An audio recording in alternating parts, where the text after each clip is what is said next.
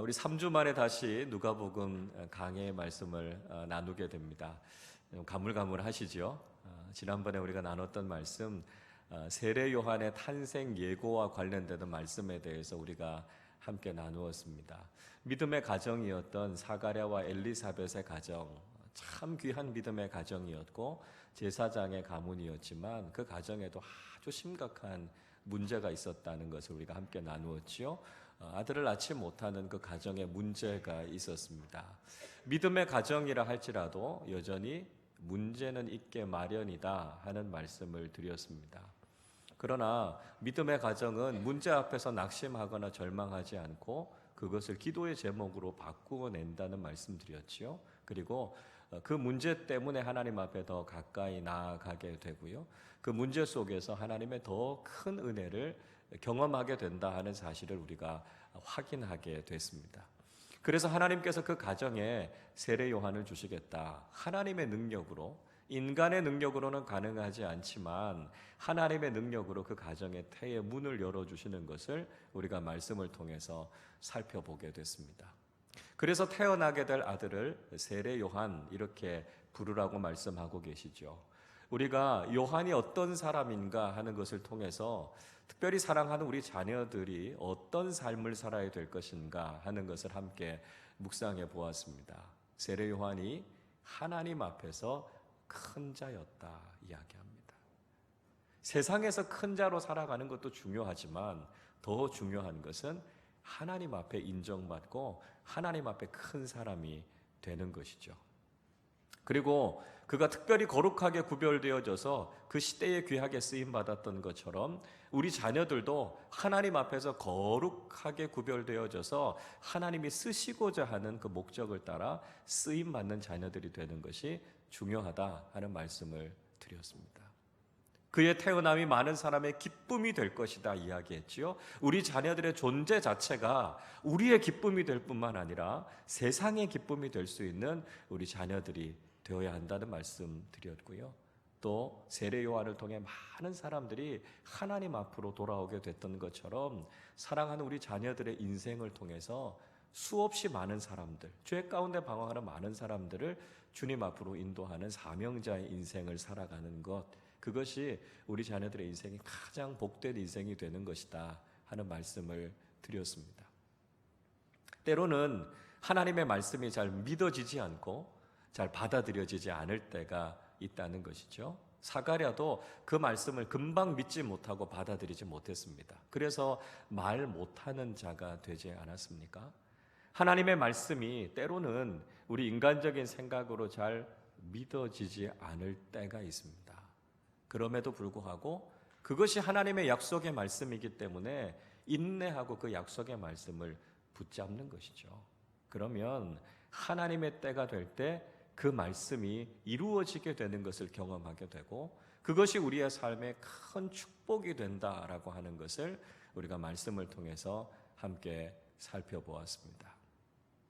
오늘은 누가복음 세 번째 시간, 아들을 낳으리니 예수님이 태어나실 것을 예고하고 계신 장면을 우리가 오늘 말씀을 통해서 함께 좀 살펴보도록 하겠습니다. 천사가 전한 소식이 있었다 이렇게 이야기하고 있죠. 1번 보시죠. 천사 가브리엘이 하나님의 보내심을 받고 나사렛에 갔다. 본문은 그렇게 기록하고 있습니다. 26절 말씀 같이 한번 읽어보겠습니다. 여섯째 달에 천사 가브리엘이 하나님의 보내심을 받아 갈릴리 나사렛이란 동네에 가서, 자, 여섯째 달에 이야기합니다. 자, 언제를 이야기합니까? 무엇이 여섯째 달이 됐다는 거죠? 엘리사벳이 아이를 갖고 지금 임신한 지 여섯째 달이 됐다 이렇게 이야기하고 있습니다. 그래서 하나님께서 천사 가브리엘을 나사렛의 동네에 있는 마리아에게 보내셨다라고 하는 것이죠. 가브리엘이라고 하는 천사, 지난 시간에도 말씀드렸던 것처럼 하나님의 소식을 전하는 사명을 받은 천사가 바로 가브리엘이었습니다. 그래서 하나님의 소식, 기쁘고 복된 소식을 마리아에게 전해준 것이죠. 물론 처녀가 아이를 낳는다라고 하는 좀 부담이 되는 소식이기도 했지만, 그러나 결국 그것은 예수님의 어머니가 되는 굉장히 기쁘고 복된 소식 아니었습니까? 그 소식을 전하기 위해서 가브리엘을 나사렛으로 보냈다 이야기하고 있습니다. 자, 이 말씀 가만히 생각해 보면 우리 그리스도인이 받은 사명이 꼭 가브리엘 같은 사명이겠다 하는 생각이 듭니다. 하나님께서 우리를 세상 속으로 사람들에게로 보내십니다. 왜요? 우리가 하나님의 기쁘고 복된 소식을 전하게 하기 위해서 우리를 보내시는 거예요. 우리의 입술을 통해서 많은 사람들에게 이 기쁨의 소식, 이 복된 소식, 이 하나님의 은혜의 소식을 우리를 통해서 전하기를 원하시는 거죠. 세상에서 들려오는 소식들을 한번 생각해 보십시오. 우리가 언론을 통해서, 매스컴을 통해서 듣게 되는 소식들은 염려하고 불안하고 걱정이 가득한 소식들 아닙니까? 텔레비전 보면서 막 이렇게 기쁜 소식들을 듣게 되는 경우들 별로 없습니다. 자, 이런 세상을 살아가는 동안 우리 그리스도인들이 해야 될 일은 가브리엘처럼 하나님이 주신 기쁜 소식을 전하는 거죠. 슬픔 가운데 있는 사람들에게 위로의 소식을 전하고요, 절망 가운데 있는 사람들에게 소망의 소식을 전하고, 죄악 가운데서 방황하고 있는 사람들에게 구원의 소식을 전하는 거죠. 아, 우리가 가브리엘 같이 주님의 기쁜 소식을 전하기 위해서 우리가 부름을 받았구나. 하나님께서 나를 보내시는 그곳에 가브리엘처럼 복된 소식을 전하는 사람들이 되어야 되겠구나. 그것이 우리의 다짐과 우리의 사명이 되실 수 있기를 바랍니다. 두 번째는요, 천사는 믿음의 가정에 복된 소식을 전했다는 것입니다. 믿음의 가정을 찾아가서 거기에 복된 소식을 전하고 있습니다. 27절 같이 읽습니다. 다윗의 자손 요셉이라 하는 사람과 약혼한 처녀에게 이르니 그 처녀의 이름은 마리아라. 자, 가브리엘에 찾아간 가정이 누구의 가정이었습니까? 요셉과 마리아의 가정이었다, 이렇게 이야기하고 있습니다. 물론 아직 결혼하기 전이니까요, 약혼한 상태이기는 합니다. 다른 복음서의 말씀을 읽어보면 천사가 먼저 마리아를 찾아가죠. 그래서 성령으로 잉태하게 됐다라고 하는 소식을 전하죠. 그리고 남편이 될 요셉의 꿈의 현몽에서 마리아가 아기를 가진 것은 성령으로 인해서 잉태하게 된 것이다 하는 것을 전해주고 있습니다. 요셉과 마리아를 통해서 세워지게 될 믿음의 가정에 천사가 찾아가서 복된 소식을 전한 거죠. 하나님께서는요, 믿음의 가정에 복된 소식을 전해주십니다. 하나님께서 믿음의 가정을 통해서 복된 소식을 듣게 하시고요, 믿음의 가정에 복된 소식이 가득하게 하신다라고 하는 거죠. 세상이 알 수 없는, 세상이 상상할 수도 없는 놀라운 축복을 믿음의 가정 속에 허락해 주신다는 거죠. 그 믿음의 가정이 그런 기대함을 가져야 돼요. 아, 하나님께서 우리 가정, 이 믿음의 가정에 어떤 복된 소식을 주실까 늘 기대하는 마음, 사모하는 마음으로 하나님의 복된 소식을 기다리는 믿음의 가정들이 되실 수 있기를 바랍니다. 하나님은 믿음의 가정을 복되게 하세요. 그래서 우리의 가정을 믿음으로 잘 세우고, 하나님, 우리의 가정에 주시기 원하시는 하나님의 복된 소식이 뭡니까? 하나님께서 우리 가정에 부어주실 복이 뭡니까? 우리가 그걸 기대하면서 살아가실 수 있기를 바랍니다. 자, 세 번째입니다. 하나님께서는 은혜와 평안의 소식을 주신다 하는 거죠. 하나님께서 주시는 소식, 은혜와 평안의 소식이다 하는 거죠. 28절 같이 읽겠습니다. 그에게 들어가 이르되 은혜를 받은 자여 평안할지어다 주께서 너와 함께 하시도다 하니.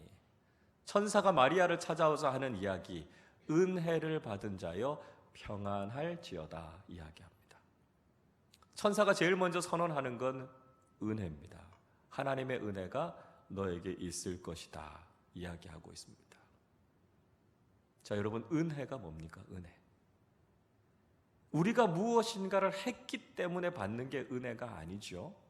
우리가 한 것이 없지만 하나님께서 먼저 우리를 찾아오셔서 베풀어 주시는 일방적인 사랑과 자비가 바로 은혜입니다.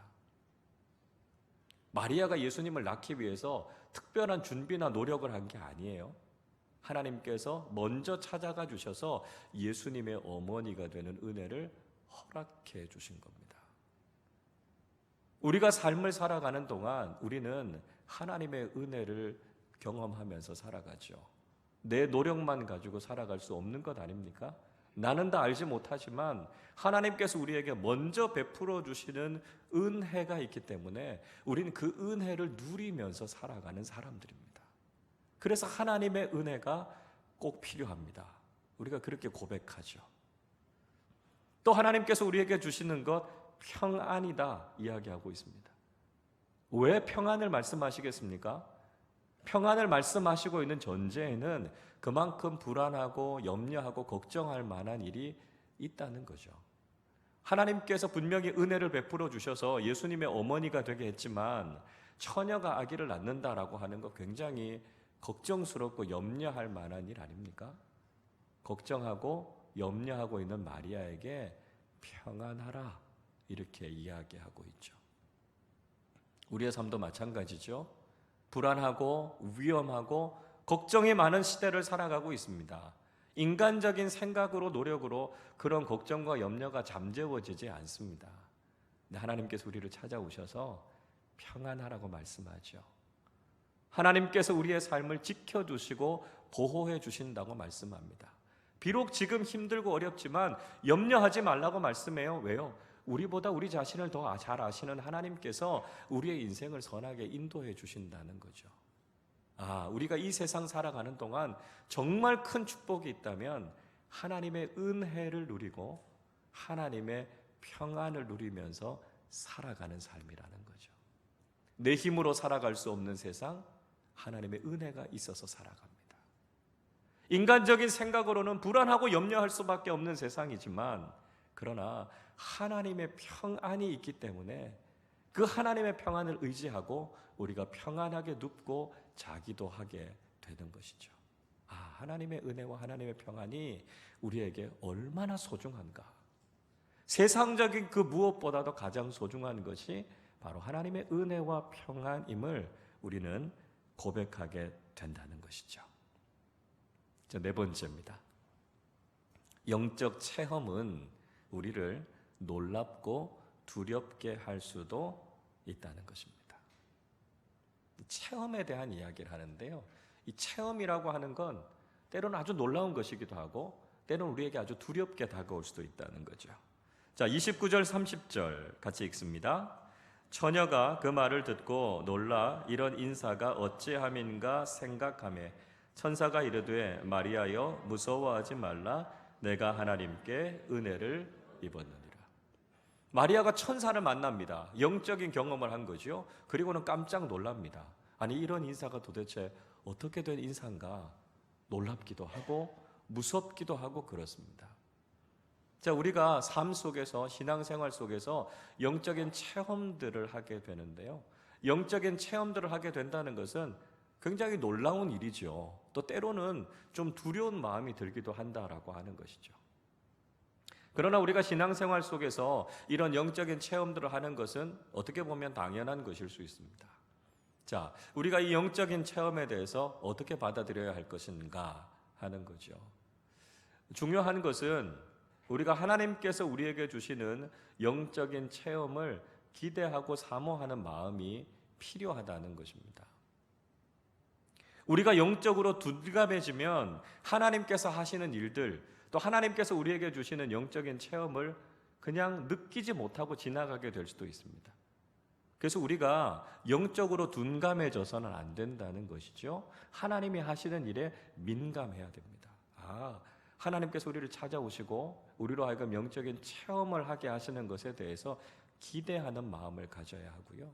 우리가 영적으로 민감하고 깨어있는 사람이 되어서 하나님께서 일하고 계시는구나, 하나님께서 우리를 만나주시는구나 하는 경험들이 우리에게 있어야 된다는 겁니다.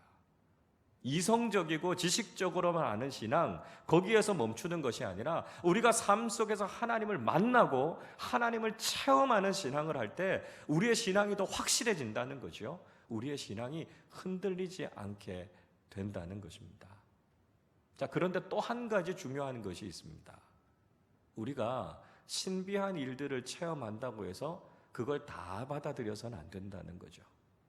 그것이 하나님으로부터 온 것인가 아닌가 하는 것을 분별할 수 있어야 한다는 것입니다.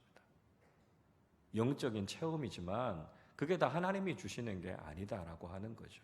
하나님으로부터 오는 것도 있지만 그렇지 않은 것들도 있다는 거예요.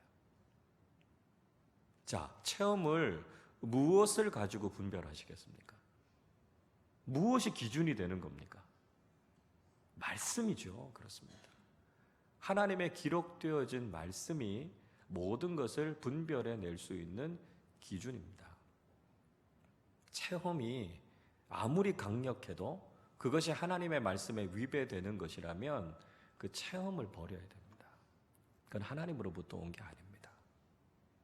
그러나 우리가 경험하는 영적인 체험이 하나님의 말씀 속에 담겨져 있고 하나님의 말씀과 부합하고 일치하는 체험이라면 우리는 그 체험을 통해서 하나님을 더 깊이 만나게 되는 것이죠. 그래서 영적인 체험을 기대할 뿐만 아니라 우리가 영적인 체험을 바르게 분별할 수 있어야 된다는 것입니다. 그래서 우리가 바른 영적인 체험을 갖게 될 때 우리의 신앙이 더 깊어지는 것이고요. 흔들림 없는 믿음을 가지고 우리가 하나님 앞으로 나아갈 수 있게 된다는 것이죠. 자, 천사가 이렇게 마리아를 찾아와서 마리아에게 복된 소식을 전해주지요. 그리고 예수님을 낳게 될 것이다 하는 것을 이야기합니다. 그리고 예수님이 어떤 분이신가 하는 것을 이야기해주고 있습니다. 자, 두 번째 예수님의 탄생 예고를 통해서 예수님이 어떤 분이신가 한번 정리해 보도록 하겠습니다. 첫 번째로 천사는 태어날 아기의 이름을 예수라 하라 이렇게 전하고 있습니다. 31절 말씀 같이 읽어보겠습니다. 보라, 내가 잉태하여 아들을 낳으리니 그 이름을 예수라 하라. 천사가 전한 좋은 소식, 아들을 낳을 것이다 이렇게 말씀하고 있고요. 거기에서 멈추지 않고 그 아들의 이름을 예수라 하라 이야기합니다. 자, 예수라고 하는 이름의 뜻이 뭐죠? 네, 구원입니다. 구원. 자기 백성을 죄에서 구원할 자다 하는 것이죠. 자, 이 예수님과 같은 이름이 구약 성경에도 나옵니다. 어떤 이름입니까? 여호수아, 그렇죠? 또 호세아라고 하기도 합니다. 예수, 여호수아, 호세아 다 같이 구원이라고 하는 의미입니다. 그 이름 속에 담겨져 있는 의미, 그것을 뛰어넘어서 그 능력이 뭐라고요? 그게 구원이라고요. 이름은 정체성이고요. 그 이름은 능력입니다.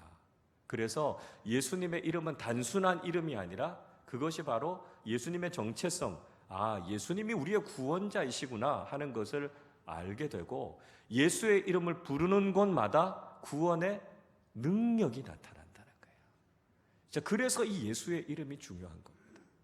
예수의 이름을 믿으면 구원을 받는 거고요. 예수의 이름의 권세 안에 담겨져 있는 게 뭐라고요? 죄에서부터 우리를 구원하는 능력이라고요. 그래서 우리에게 예수님의 이름이 그렇게 중요한 겁니다. 예수님의 이름이 선포되는 곳마다 구원의 능력이 나타나고 하나님의 놀라운 능력이 나타난다는 거죠. 그래서 하나님께서 우리에게 주신 이 예수의 이름, 이게 우리에게 얼마나 큰 축복이고 얼마나 큰 능력인지 모릅니다. 그래서 우리가 삶 속에서요, 예수님의 이름의 능력을 사용해야 됩니다. 예수님의 이름으로 선포하고 예수님의 이름으로 구원받고 예수님의 능력이, 그 이름의 능력이 우리의 삶에 나타날 수 있도록 예수님의 이름의 능력을 사용하는 삶을 사실 수 있기를 바랍니다.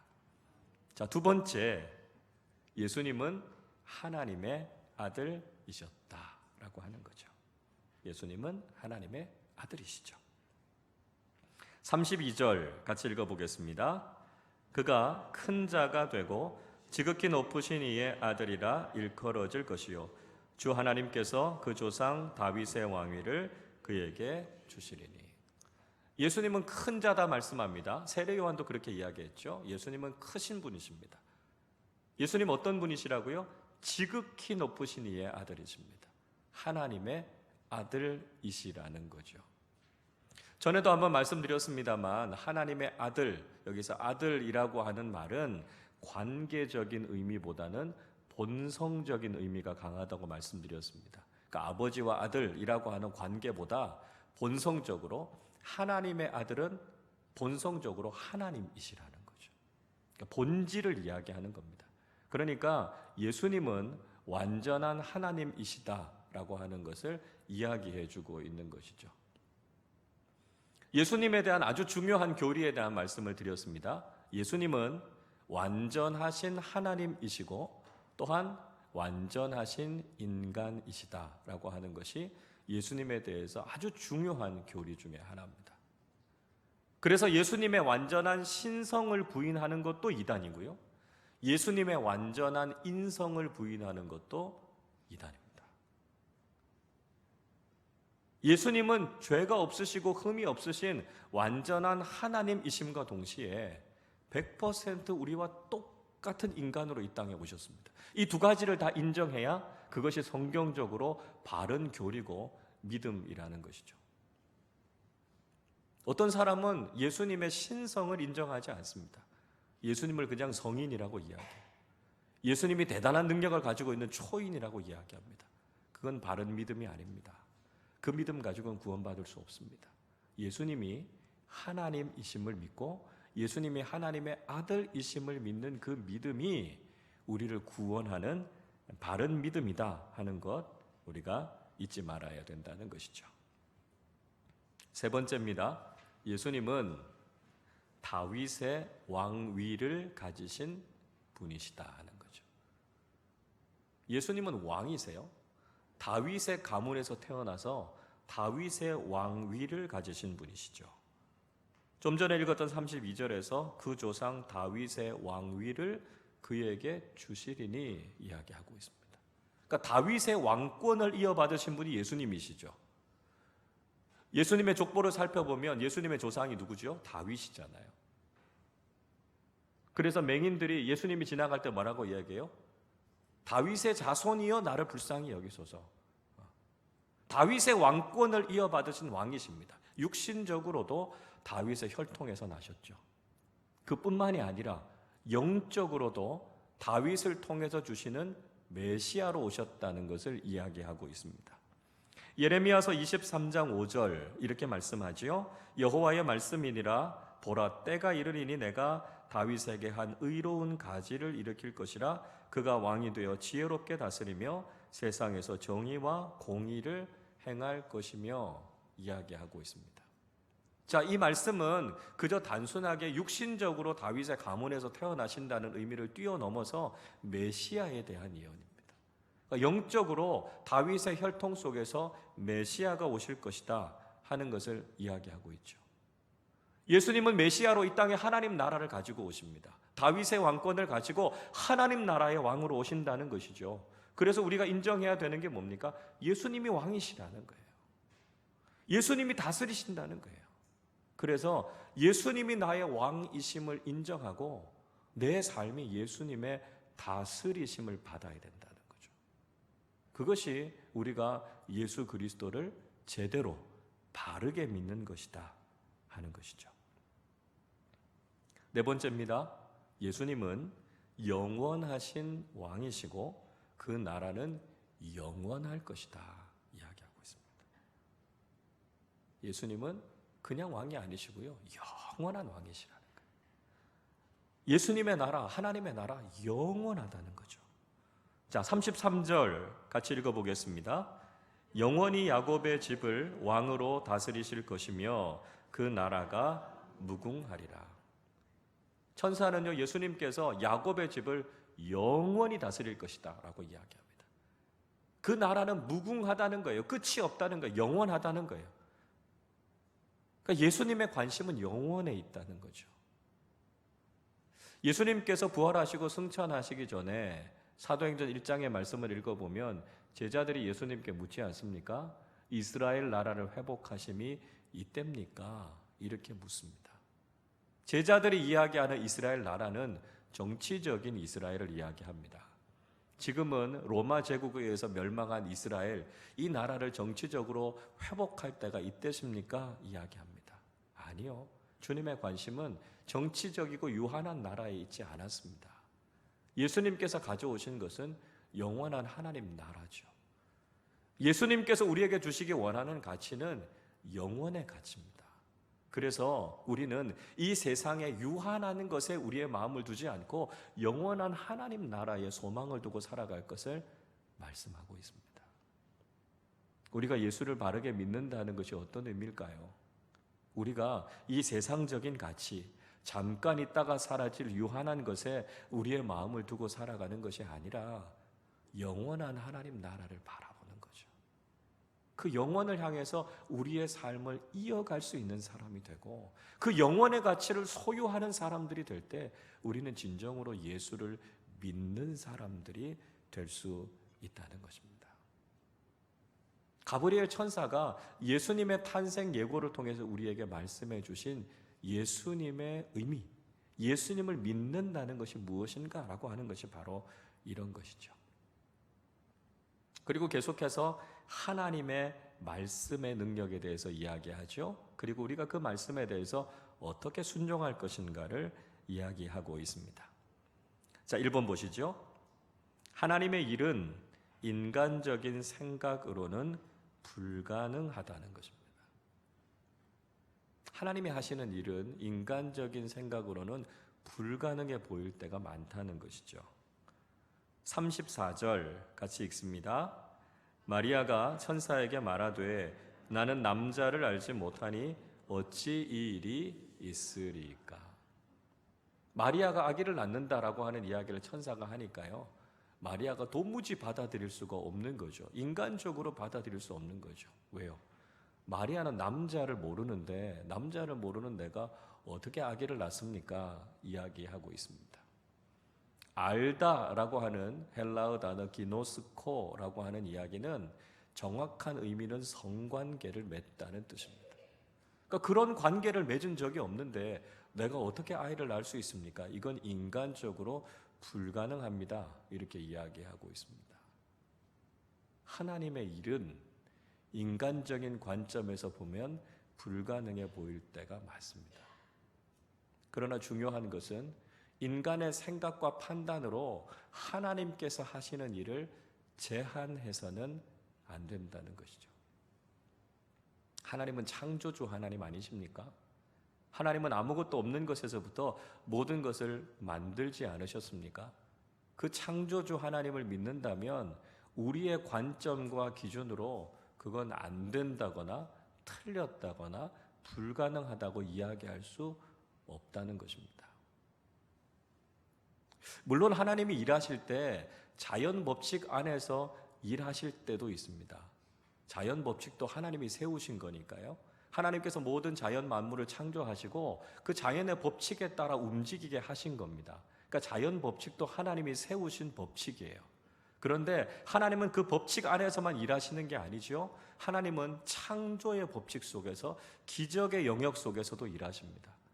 자연을 창조하신 초자연적인 영역 속에서도 일하시는 분이 하나님이시라는 거예요. 그 하나님의 창조의 영역과 하나님의 능력을 인정한다면 하나님은 가능하신 거죠. 인간이 보기에는 불가능해도 하나님이 하시면 그 일은 가능하다는 것입니다. 그래서 하나님의 일이 때로는 우리의 눈에 보이기에는 불가능해 보일 수 있지만 하나님께서 하신다면 하실 것을 믿는 것, 그것이 믿음이라는 것이죠. 두 번째로 보십시오. 그러면 그 하나님의 일은 어떻게 가능합니까? 성령님의 능력이 임할 때 가능하다는 것이죠. 하나님의 일은 성령님의 능력이 임할 때 가능한 겁니다. 35절 같이 읽어보겠습니다.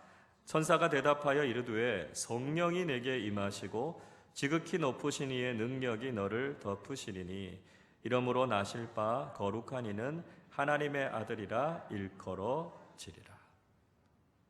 천사도요, 그 일은 인간적으로 가능하지 않은 일이라는 걸 인정하고 있습니다. 자, 그러면 하나님의 일은 어떻게 일어날 수 있습니까? 하나님의 영이 역사하면 일어납니다. 우리의 삶 속에 인간적인 관점으로서는 가능하지 않은 일들이 어떻게 일어납니까? 성령이 우리에게 임하면 일어난다는 거예요. 성령 충만하면 우리는 우리의 삶 속에서 하나님의 일들을 경험하게 된다는 거죠. 여러분, 우리가 노력해서 하나님의 말씀대로 살 수 있습니까? 우리의 힘으로 복음에 합당한 삶 살아갈 수 있습니까? 안 됩니다. 안 됩니다. 우리는 하나님의 말씀 지킬 수 없고요, 하나님의 법대로 살 수 없어요. 예수님께서 마태복음 5장에서 7장까지 주셨던 산상수훈의 말씀, 하나님 나라 백성의 윤리 아닙니까? 우리 그거 지키면서 살 수 있습니까? 아니요, 그거 지키면서 살 수 없어요. 어떻게 지킬 수 있습니까? 성령 충만해져서 성령께서 하게 하시면 그렇게 살 수 있습니다. 여러분, 신앙생활이 왜 어렵습니까? 내가 하려고 하니까 어려운 거예요. 내 의지를 가지고 내 힘으로 그렇게 살려고 하고 지키려고 하니까요, 힘들어요. 안 됩니다. 그런데 어떻게 하면 말씀대로 살 수 있습니까? 어떻게 하면 하나님의 말씀이 가볍게 여겨지고 그 말씀 따라갈 수 있습니까? 성령 충만하면 그렇게 될 수 있습니다. 여러분, 그러니까 우리가 구할 것은 성령께서 우리를 가득 채워주시는 거죠. 하나님의 능력이 우리를 덮어주시는 겁니다. 그러면 사랑할 수 없는 사람도 사랑하게 되고요, 우리가 할 수 없는 일도 순종하면서 가게 되고요, 우리의 삶 속에서 하나님의 놀라운 능력과 말씀의 능력을 경험하게 된다는 거예요. 그 성령으로만 가능한 겁니다. 내 힘으로는 안 되는 거예요. 그래서 우리가 늘 구할 때 하나님, 우리에게 성령 충만함을 주셔서 우리가 늘 하나님의 일을 경험하게 하시고 하나님의 말씀 따라 순종할 수 있게 해 주십시오. 이게 우리의 기도의 제목이 되어야 한다는 것이죠. 자, 세 번째는요, 하나님의 능력을 이미 경험한 사람들이 있다는 거예요. 하나님의 능력을 경험한 사람들이 우리 주변에도 많이 있다는 거죠. 자, 36절 같이 읽어보겠습니다. 보라, 내 친족 엘리사벳도 늙어서 아들을 배웠느니라. 본래 임신하지 못한다고 알려진 이가 이미 6달이 되었나니. 자, 가브리엘은 엘리사벳 이야기를 하죠. 봐라, 엘리사벳이 인간적으로 아이를 낳을 가능성이 있었냐는 거예요. 전혀 없었죠. 그런데 이미 아이를 갖고 6개월이나 되지 않았냐. 하나님의 능력을 경험한 엘리사벳이 있는 것을 보고 하나님께서 너를 통해서도 일하실 것을 믿으라는 거예요. 믿으라는 거예요. 여러분, 하나님의 말씀이, 하나님의 능력이 잘 믿어지시지 않는다면 눈을 들어서 여러분 주변의 분들을 보십시오. 믿음의 공동체 안에 함께 계신 분들을 보십시오. 그리고 그분들이 어떻게 하나님의 능력을 경험했는지 서로 간증하고 이야기를 나누실 수 있기를 바랍니다. 그래서 우리가 믿음 생활 혼자 하지 않고요, 이렇게 믿음의 공동체 안에서 함께 신앙생활하는 게 얼마나 큰 복인지 모릅니다. 우리가 우리의 삶 속에서 하나님의 능력을 경험했던 체험, 그 간증을요, 서로 나누는 게 참 중요해요. 저는 우리 교회가 하나님 체험한 간증이 넘쳐나기를 바랍니다. 그래서 우리가 믿음 안에서 함께 모여서 교제하는 게 너무너무 중요해요. 세상 사람들 만나도요, 그냥 세상 이야기 하다가 끝나요. 그러면 한숨만 나오고 답답하기만 합니다. 그래서 믿음의 사람들을 만나야 돼요. 그래서 하나님께서 우리에게 어떤 일 하시는가, 우리가 서로 이야기하고 간증하고 격려하고 축복하고, 여러분, 그런 과정들 속에서 우리의 신앙생활이 훨씬 더 풍성해지는 거예요. 그러니까 믿음 안에서 교제하는 일들을 열심히 하시고 우리 안에서 하나님 체험한 이야기들을 많이 많이 나누실 수 있기를 바랍니다. 그러면 우리의 삶 속에서도요, 우리가 바로 그 하나님의 능력을 체험하는 주인공이 된다는 거죠.